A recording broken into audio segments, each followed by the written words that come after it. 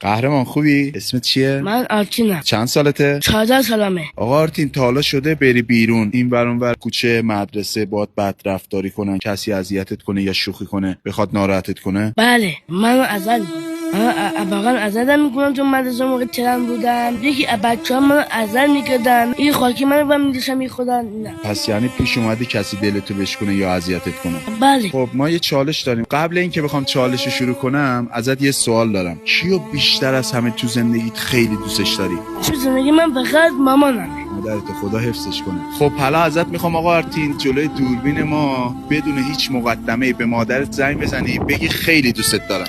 چشم. تا آرتین جان داره زنگ میزنه میخوام اسپانسرمون رو بهتون معرفی کنم. یه شهریار و یه مهران اور. پوشاک مهران اور هم فروش حضوری دارن هم آنلاین، خودشون هم تولید کنندن. برای اطلاعات بیشتر و دقیق‌تر برید تو کفشن. سلام مامی خوبی؟ سلام مامی قربونت برم. کجا یک ساعته نیستی نگرانت شدم. ماما من چیزی بهت بگم. بگو قربونت برم چی شده؟ مامی من دوستت دارم. منم خیلی دوستت دارم قربونت برم من. مرسی دخترم.